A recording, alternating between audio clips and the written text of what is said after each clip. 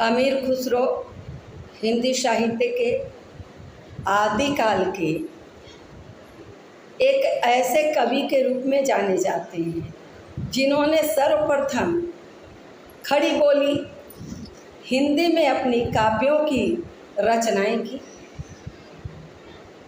जो बड़ा ही रोचक सुनने में तो था ही, साथ ही एक उसका अपना काव्य का और उसके शब्दों का अलग अंदाज था जो लोक भाषा में थी।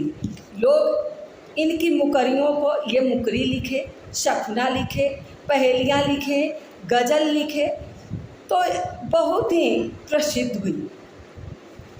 और आज भी हमारे विद्यार्थियों को इनके काव्यों को पढ़ने के लिए मिलता है, खासकर इनकी मुकरियाँ। तो मैं बता रही हूँ कि मुकरी का अर्थ क्या होता है। मुकरी का अर्थ होता है मुकर जाना।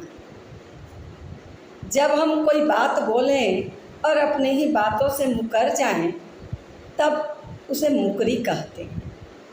तो इन्होंने बड़ा ही रोचक ढंग से और काव्य रूप देकर मुकरियों की रचनाएं की। इसका मैं कुछ उदाहरण बताती हूँ। वह आए तो शादी होए, बाके बिना न दूजा कोई। वह आए तो शादी होए, बाके बिना न दूजा कोई। मीठा लागे बाके बोल, कौन सखी साजन।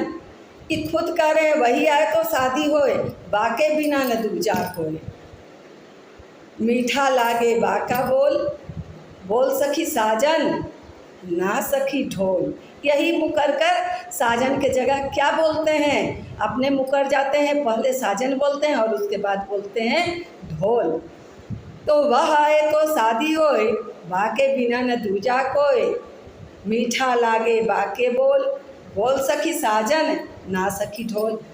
उसी तरह इन्होंने अनेक मुकरियों की रचनाएं की, जैसे यह अचरज,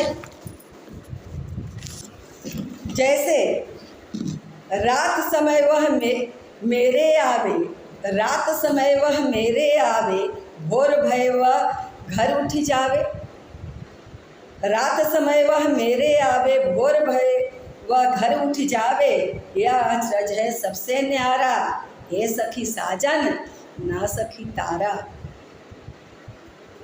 नंगे पाँव फिरन नहीं देत, नंगे पाँव फिरन नहीं देत।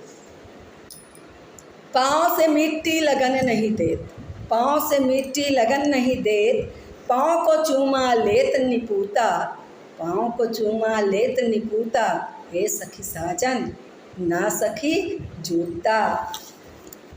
या खा गया पी गया दे गया बूता। हे सखी साजन, ना सखी कुत्ता। तो यह इनकी मुकरियाँ थीं। अनेक तरह की ऐसी मुकरियों की इन्होंने अनेक मुकरियों की रचनाएं की।